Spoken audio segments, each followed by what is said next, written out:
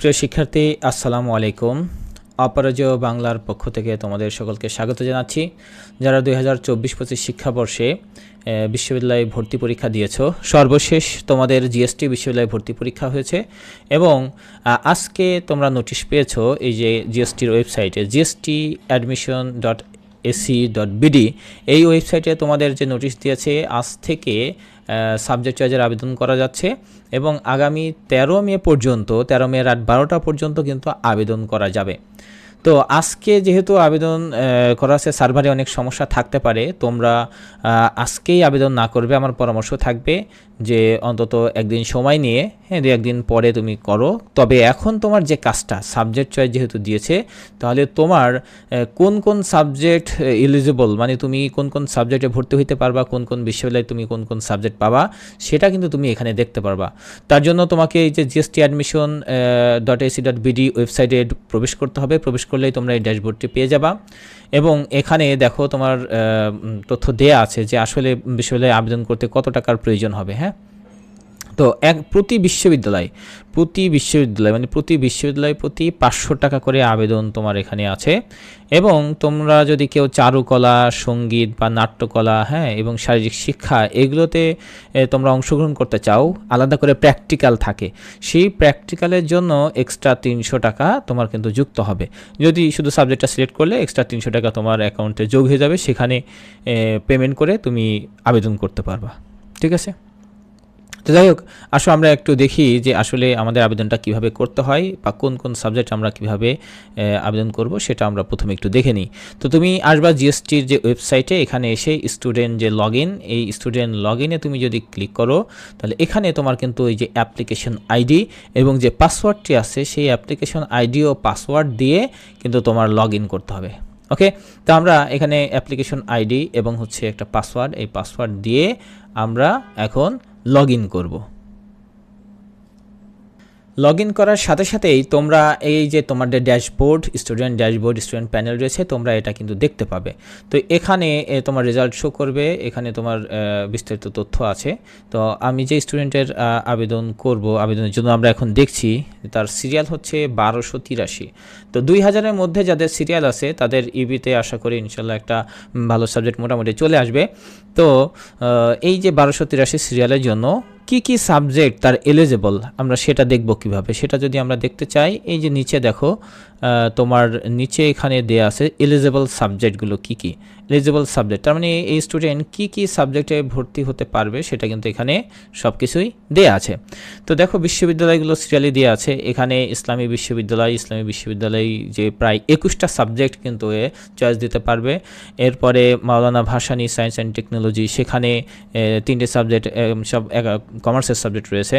এরপরে পটুয়াখালী, এখানে 2টি সাবজেক্ট দেখাচ্ছে। তারপরে নোয়াখালীতে এখানে 13টি সাবজেক্ট দেখাচ্ছে। এরপরে জাতীয় কবি কাজী নজরুল ময়মনসিংহ, সেখানে 19টি সাবজেক্ট আছে। তারপরে যশোরে আছে এখানে 4টি সাবজেক্ট, হ্যাঁ, কমার্সের সাবজেক্ট, এখানে ইংরেজি আসে নাই। পাবনাতে এখানে 8টি সাবজেক্ট আছে।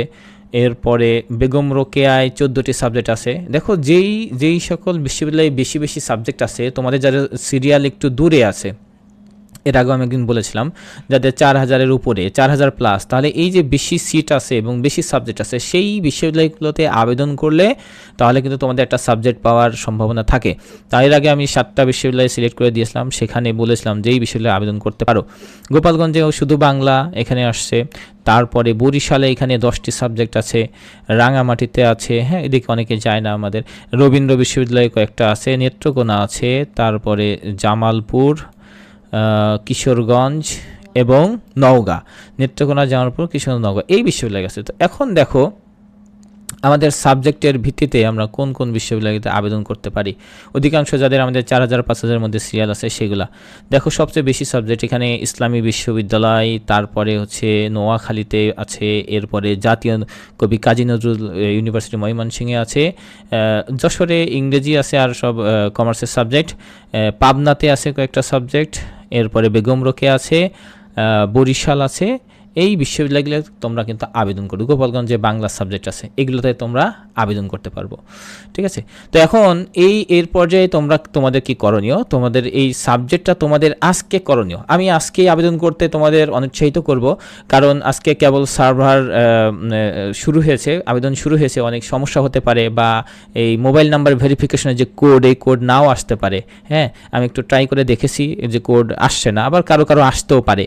তো তোমরা প্রথমে এই সাবজেক্টগুলো নিয়ে একটা লিস্ট করো, তুমি কোন কোন বিশ্ববিদ্যালয়ে ভর্তি হতে চাও, একটা লিস্ট তোমার, যে আমি আমার পছন্দ অনুযায়ী মনে করো আমি 5টা বিশ্ববিদ্যালয়ে আবেদন করব, তাই তুমি এখানে আইইউ তুমি আবেদন করতে চাও, বরিশাল আবেদন করতে চাও, তারপরে হচ্ছে মনে করো তোমার গোপালগঞ্জে আবেদন করতে চাও, অথবা নোয়াখালী আবেদন করতে চাও, রংপুরে বেগম রোকেয়ায় তুমি আবেদন করতে চাও।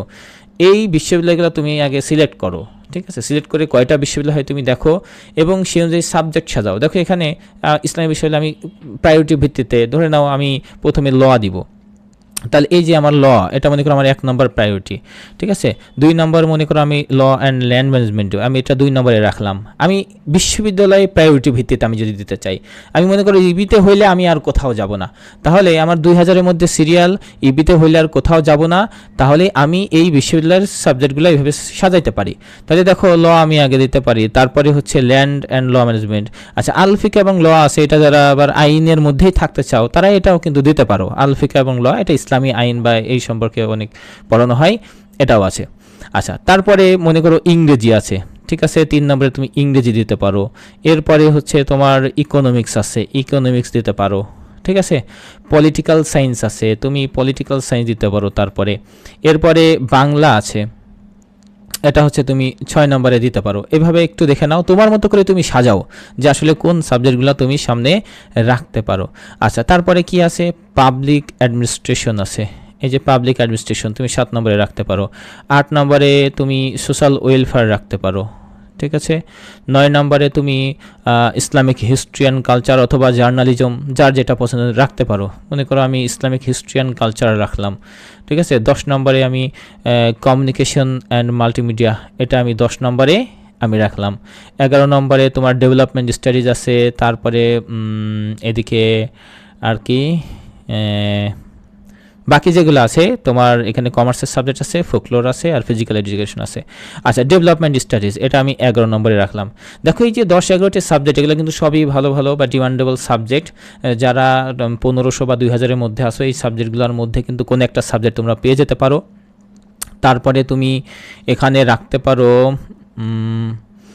আলফিকান ল, এটা অনেকে রাখতে পারো। ঠিক আছে, এটা 12 নম্বর মনে করো তুমি দিলে। এরপরে যারা ফাইন আর্টস, চারুকলা পড়তে চাও, তাদের জন্য আলাদা এটা দিতে পারো, চারুকলা।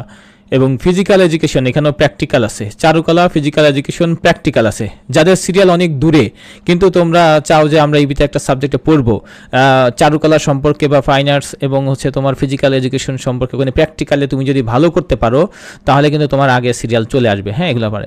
এরপর একটা ফোকলোর আছে, ফোকলোর আছে, এটা হচ্ছে তোমার লাস্টের দিকে তুমি রাখতে পারো, এটা 13 নম্বরে রাখতে পারো ফোকলোর। আচ্ছা, তার আগেও এই যে তুমি যদি চাও যে না বিভাগ পরিবর্তনের, আমি কমার্সে যে সাবজেক্টগুলো আছে সেগুলোতে আমি পড়তে পারি, সেখানে তোমার অ্যাকাউন্টিং আছে, অ্যাকাউন্টিং দিতে পারো, ম্যানেজমেন্ট দিতে পারো বা ফাইন্যান্স দিতে পারো। ঠিক আছে, 14-15 ম্যানেজমেন্ট তুমি 16 নম্বরে দিলে, মার্কেটিং 17 নম্বরে দিলে, এইচআরএম তুমি 18 নম্বরে দিলে, এবং ট্যুরিজম এটা 19 নম্বরে দিলে। ফোকলোরটা লাস্টে রাখতে পারো, এটা তুমি লাস্টেও রাখতে পারো, আবার এর আগেও রাখতে পারো, যদি তোমার ইচ্ছা হয় যে আমি জেনারেল সাবজেক্টে পড়বো। তাহলে এই যে ইবিতে যে সাবজেক্টগুলো নিয়ে মূলত তোমরা পড়তে পারো, আমি একটা ধারণা দিলাম, এই সাবজেক্টগুলো আমরা স্টেপ বাই স্টেপ কিন্তু সাজাইতে পারি। তো তোমার কাজ কি হবে, আজকে এগুলো তুমি সাজাও, এগুলা সাজিয়ে দেখো। আচ্ছা, 2 নম্বর পয়েন্ট আসি, আমি যে শুধু ইবি না, আমার সাবজেক্ট প্রায়োরিটি। তাহলে আমার যদি অন্য কোথাও হয়, তাহলে আমি সেটা আমি পড়বো। হ্যাঁ, অন্য কোথাও হলেও কি, এটা ইবিটটা দেখালাম, অন্য কোথাও হলো, এটা তোমরা একটু দেখে নিও। এরপর অন্য কোথাও হলেও আমি পড়বো, ভালো সাবজেক্ট হলে। তাহলে তোমার দেখতে হবে আর ভালো সাবজেক্ট কোথায় আছে। তুমি প্রথমে মনে করো ইবির ল দিলে, এরপরে তুমি আর একটা লতে পড়তে চাও, মনে করো এখানে কি আছে, নোয়াখালীর ল আছে, আবার হচ্ছে তোমার আর ল কোথায় আছে, এরপরে হচ্ছে তোমার বরিশালের এটা বেগম রোকেয়া ল নেই। হ্যাঁ, বরিশালে আছে, তাহলে মনে করো বরিশালে লতে পড়বো, তাহলে তুমি মনে করো তোমার লতে পড়ার ইচ্ছা, তোমার সিরিয়াল 500-র মধ্যে বা 1000-এর মধ্যে আছে, তাহলে তুমি কি করতে পারো, প্রথম চয়েস 1 নম্বরে IU ল, ওকে।